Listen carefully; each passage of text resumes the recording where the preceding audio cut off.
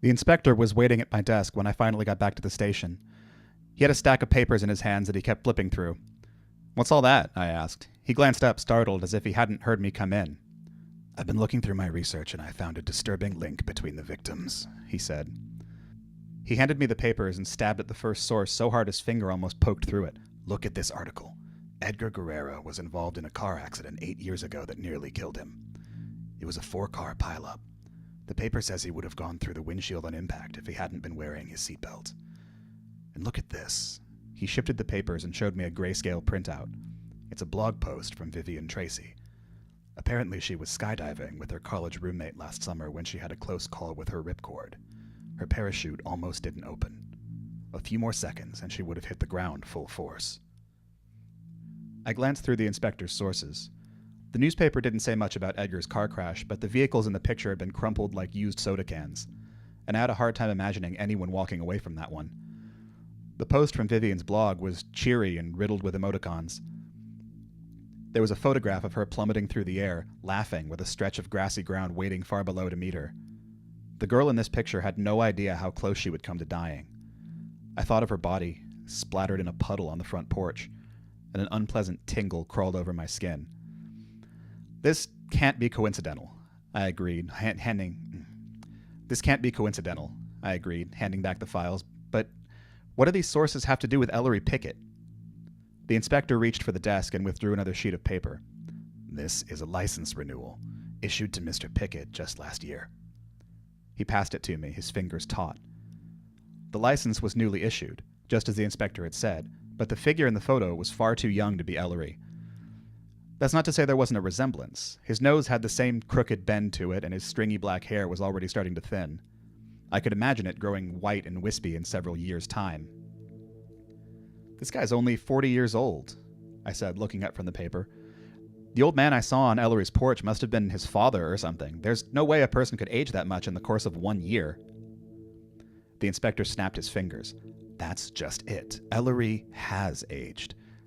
Several decades in a matter of months. I knew what we were dealing with the second you described him to me. There's something inside him. Something that's been eating away his years until he became that dried-up husk you saw." I furrowed my brow. "You want to run that by me again?" The inspector began to pace in agitated circles. "You don't have a word for what this thing is. Let's just call it a time eater. It's messing around in the past, turning these people's near-death experiences into real death experiences." Whoa, slow down," I said. "What are you saying?" The inspector stopped his pacing. "This entity doesn't perceive time the same way you do. It's not a linear progression. It's like a piece of lattice work. A series of avenues that go forward and backward and sideways in all directions." He tried to gesture with his hands, but gave up. "This thing is reaching back in time and tweaking little details, an unbuckled seatbelt, a faulty parachute cord, so that our victims die years before they should have. The past tries to catch up to the present and instant death. The Time Eater takes those missing years and feeds on them. That's how it stays alive. It's like a parasite, leeching the life force out of others." "Okay, hold up," I said. "I don't quite understand what you're talking about, but do you hear how crazy you sound? I agree that whatever's happening here is weird, but you can't just go around inventing monsters that fill in the blanks. There's a perfectly rational answer to all this, and we'll find it. Just give us time." "We don't have time. Didn't you hear me? This thing feeds on time. Every second we waste is another second it could be stalking its next prey." He rubbed his cheek hastily, clouds of dense smoke billowing from his mouth. "I know you don't believe me yet, but this is your answer, Mark. So grab your car and let's go. We need to stop Ellery before he feeds again." He slammed the papers onto my desk and strode to the door, his trench coat whipping behind him. I glanced down at the wrinkled stack of files. Ellery's impassive face stared back up at me. I wasn't ready to buy into the inspector's time-eater theory just yet, but what was it Sherlock Holmes said once? When you have eliminated the impossible, whatever remains, however improbable, must be the truth. Ellery Pickett may not have been a time-eating monster from outer space, but he was a common link in both of our mysterious death cases, and he may have played some sort of role in the murders. It was worth a look, at least. "I must be insane," I mumbled to myself. but I followed the inspector out of the station, making sure to turn the lights off behind me. Marconi wasn't too happy to leave her patrol at this hour of the night, but I told her that we had a lead on the mysterious deaths, however tenuous, and the inspector had requested backup just in case. I trusted Marconi. She was a hell of a shot, and she excelled under pressure. I'd witnessed her handle bomb threats and lines of incessant gunfire without breaking a sweat. It wouldn't be an exaggeration to say she'd saved my life a few times over. There was no one I wanted more on the force to watch our backs. She met us in the heart of Skokomish Bluffs, her headlights off and her engine reduced to a low thrum. It wasn't an unusual sound to hear this far into the wilderness. It could have easily been the purr of a mountain cat. Ellery's house waited for us at the top of the bluffs, tiny as an architect's model from where we were standing. The dim moonlight glimmered off his greenhouse. Marconi glanced up at it and then back to us. "You boys want to tell me what you're doing in the ass crack of nowhere?" she asked. "Just stay here and keep an eye on the place," the inspector said. "If you hear any sort of commotion, grab your gun and follow us immediately. Don't hesitate to shoot if necessary." "Sorry to drag you into this," I said, putting one hand on the hood of her cruiser. "It should just be a simple Q&A, but the inspector's getting kind of paranoid, given how extreme these cases have gotten." The bluffs were quiet for a few moments. An owl hooted in some distant tree. "I seriously appreciate you coming out here, "All right, but you owe me," she replied. The smile that flickered on her face was almost a smirk, but it settled into something softer. I gave her a weak salute and then turned to join the inspector.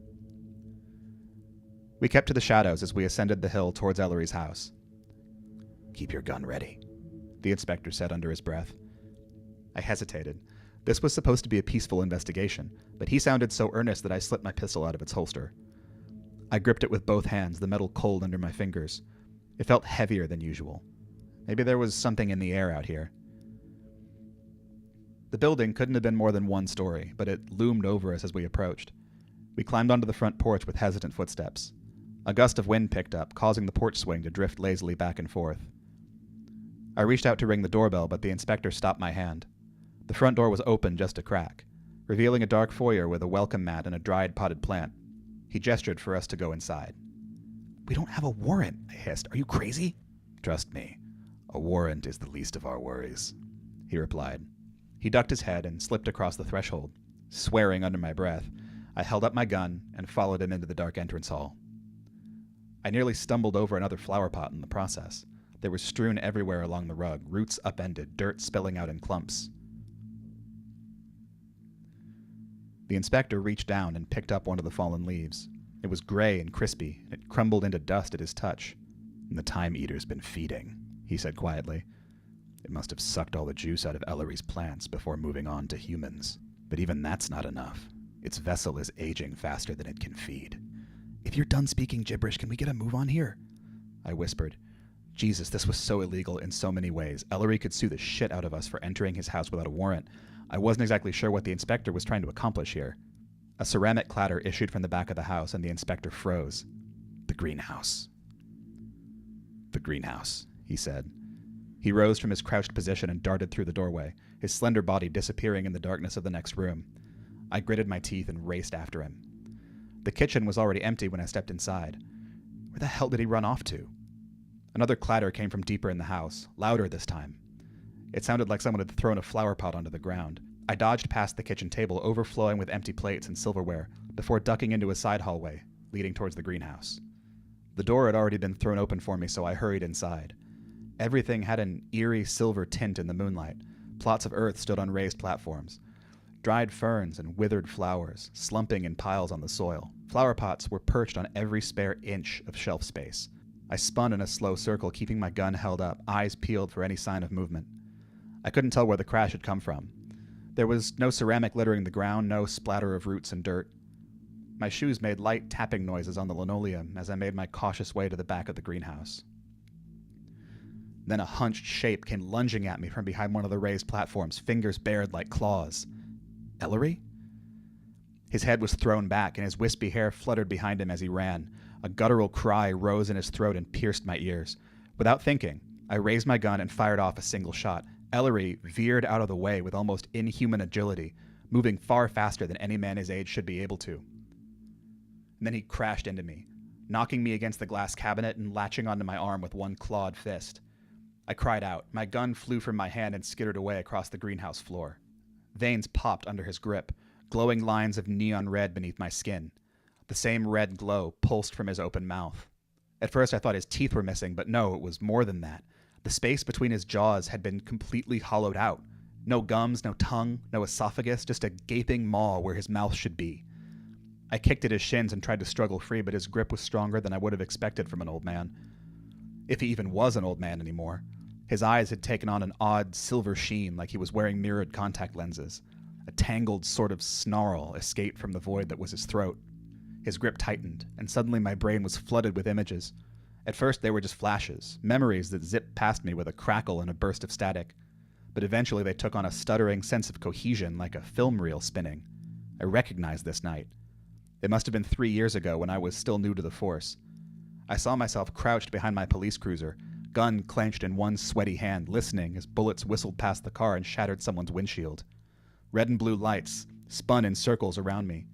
When the firing stopped, I lunged up and aimed my gun at the shooter, shouting orders to surrender. The bullet caught me in the chest before I could even finish speaking. It knocked the wind out of me and sent me sprawling on my back. If it hadn't been for the Kevlar I was wearing, I would have died that night. The bullet had stopped just inches from my heart. Except this memory was different. As Ellery squeezed my arm, the Kevlar began to disintegrate beneath my uniform, shriveling away as if it had never been there in the first place. Maybe it hadn't. This was my missing seatbelt, my faulty ripcord. Ellery was erasing the safety blanket from my past. As the Kevlar shrank away, I could feel the bullet resuming its suspended course, burrowing through my shirt and sinking its cold metal body into the flesh above my heart. Then the inspector burst out of nowhere, barreled into the old man, and sent him crashing to the floor of his greenhouse. His fingers detached from my skin with a strange, wet, sucking sound. The memory of my night in the crossfire jerked backwards, like the sensation of elastic snapping, and I collapsed against the glass cabinet. It came crashing down on the pots of dead flowers. I drew in a shuddering gasp of air and tried to regain my balance. The memory of the bullet still burned against my chest, but my shirt was dry and I didn't think it had pierced the skin. I could have been a bit woozy from Ellery messing with my mind, but as I staggered to my feet, I thought I saw the old man pick up the inspector and hurl him through the back wall of the greenhouse. His body smashed through with enough force to make the glass explode outwards in a shower of tiny shards. Ellery leaped through the gaping hole and threw himself on top of the inspector. I got down on my knees and began scrambling through the mess of soil and broken glass, searching for my fallen gun. My vision was swimming and I had to stop a few times to keep myself from keeling over out of dizziness. But I kept moving. I'd seen what Ellery, or the thing inside Ellery, was capable of. I had to stop him before he got his hands on the inspector, too. At last, my fingers closed around a familiar metal handle and I got shakily to my feet, gun in hand. I stumbled through the jagged hole and back into the fray. The stretch of grass behind the greenhouse couldn't have been longer than 20 or 30 feet. Beyond that was a dizzying drop into the wilderness. The inspector grappled with Ellery, cigar still clenched between his teeth. The smoke that billowed from his lips had turned a dusky shade of red. As they fought, they staggered farther and farther backwards in an effort to drive one another over the edge. Ellery scrabbled at the inspector's arm, trying to sink his claws in and start the whole time-eating process all over again. But as strong as he was, the inspector was stronger. He moved too fast for my delirious eyes to follow, his trench coat whipping out behind him like the wings of some avenging angel.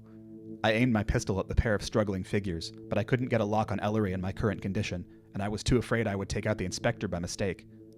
Blood pumped in my ears. I'd been in plenty of scrapes during my time on the force, but never had I felt so helpless. The inspector managed to thrust Ellery's arm away from him for a few seconds so that the old man stumbled back to the lip of the cliff, his arms swinging in a pinwheel. I pointed my gun at him, trying to squeeze out a bullet before the creature could get his balance again, but it was too late. His jaw was unhinging, and he was lunging at the inspector, eyes gleaming, claws extended. Ellery staggered backwards, 2 fleshy red holes appearing in his chest. Silver goo dripped from the wounds and into the knee-high grass. I turned to see Marconi advancing on the old man, her gun drawn. Ellery bellowed at her, the throaty, tortured yell of an angry animal. She fired again and again, each shot driving him back a little farther, until he finally stepped backwards and slipped off the edge of the cliff. His scream was shrill enough to make my eardrums bleed. It lowered in volume as he plummeted towards the forest floor, then cut off suddenly in a choked cry of agony. The ground gave the slightest of trembles. Then a breathy sigh escaped into the night, as if the earth itself had let out one loud, miserable gasp of breath. I got unsteadily to my feet and limped across the yard toward Marconi. I'd seen her take down guys twice her size without flinching, but when she lowered her gun, her hands were visibly shaking. "What the hell was that, Hannigan?" she shouted. "The investigation was a bust," the inspector replied. I jumped. I'd been so focused on reaching Marconi that I hadn't heard him approach. Mr. Pickett resisted our questioning and became violent, and was unfortunately killed when he tried to assault Detective Hannigan. It's unlikely that he had anything to do with the recent deaths. We should return to the station and go back to the drawing board on this one. Marconi frowned at him. I knew she wouldn't buy it. Marconi was a massive skeptic, but she also believed her own eyes, and she'd seen the thing Ellery had become. There was no way she could have missed that guttural scream. It still hung in the air like the static that pricks up the hairs on your arms right before a thunderstorm. "Okay, fine," she said at last. She glanced between the two of us, her eyes narrowed.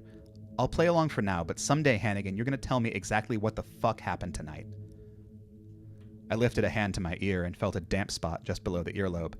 I drew back my bloody hand and stared at it for a few moments in the moonlight. Then I looked up at the inspector. The face hidden beneath his fog of cigar smoke was dark and unreadable. "I'd like to know that too," I said. The next evening, I was driving through a dense patch of forest on my way to patrol in the lower glade. It had rained that night. Clouds of mist billowed up from the road and swept over my cruiser, looking for all the world like a wave of swampy spirits. I turned on my high beams and gave the windshield a few swipes to clear away the drizzle. A particularly dense cloud washed over my car, and when it cleared, the inspector was waiting for me on the edge of the forest. I almost drove right past him. Slamming my foot on the brakes, I yanked the wheel to the right, tires splashing through the puddles that lined the uneven stretch of street. I climbed out of the cruiser and stood across from him, light raindrops still pattering on the roof of my car. Neither of us spoke for some time. His fedora was low enough to hide his eyes, and the tip of the cigar still smoldered even in this damp weather. "Are you going to tell me what actually happened last night?" I asked. The inspector blew out a single smoke ring. "I need to show you something," he replied. And then the inspector wavered. I'm not sure how else to describe it. Nothing about his outward appearance changed, but it looked as if his body had been hollowed out like a doll or a puppet. And there was something much larger encompassing it. Something unseen pulling the strings. The illusion, whatever it was, lasted no more than a few seconds. Then he was just the inspector again. Tendrils of steam escaped from his cigar and mingled with the misty air. "You're not human," I said. The words felt strange coming out of my mouth, but they also felt right. "You're like that thing we fought up in Skokomish Bluffs." "I am not a parasite," he replied. He didn't sound offended, just a bit sad. I could have tried to argue with him, with the rational side of me that knew he must be lying, but Sherlock Holmes was right. I'd glimpsed the improbable that night on the bluffs, and it may have thrown askew everything I thought I knew about the world, but it was the truth. There was no point trying to deny what my own eyes had seen. Did that scare me? Of course it did. The foundations of my reality had grown shaky, and part of me was still clambering for that one sane foothold. But sometimes rationality can only take you so far. "Why do all this?" I asked him. "We must be, I don't know, like animals to you, or talkative bacteria. Why bother going through all this effort to help us?" The inspector looked away from me, his hidden eyes staring off into the mist. The tip of Mount Palmer floated in the midst of it all, crags piercing the clouds. It could have been some eldritch beast loping through the fog. "Reality, all the stuff you see around you, and all the stuff you don't, it's huge. There are beings out there with shapes and sizes you couldn't even begin to fathom. And those with any sort of sentience look down on you people like protozoa. You're specks in a petri dish, bits of dim light that aren't worth the effort to snuff." He looked down at his hand and flexed his slender fingers as if he was still unused to his borrowed shape. "But not to me," he said.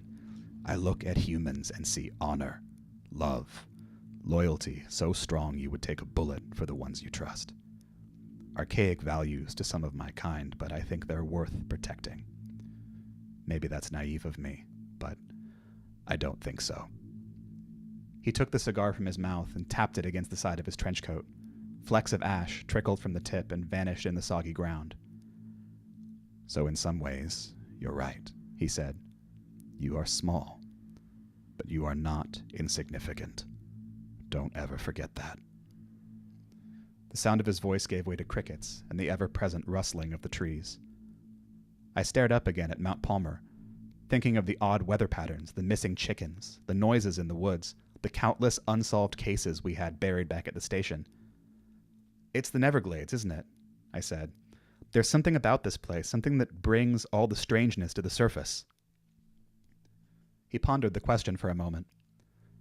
In most parts of the world, beings like me keep to ourselves. We stay behind the veil and don't bother getting involved with humans. But the veil is thin here. There's a rip in reality, if you will. And sometimes things like Ellery slip through. Mindless, hungry things. And if more of them get through? I asked, turning to him. How do I know you've got my back? The inspector smiled. He may not have been one of us, but that one gesture seemed so genuine, so human, that I half wondered if we were rubbing off on him. I told you before. I go where I'm needed, he said. When the time comes, you'll know exactly where to find me. He tipped his hat to me, drops of rain rolling down the brim. Then he took a step backward into the forest. The trees shifted around him, their branches sweeping in like leafy arms to enfold his silhouette. I watched as his body shrank away and became one with the darkness. Soon there was nothing left of the inspector but the glowing tip of his cigar. It pulsed like a tiny firefly, bobbing its way through the trees. Then the mist settled in around me, cold and heavy, and I found myself alone on that barren stretch of highway.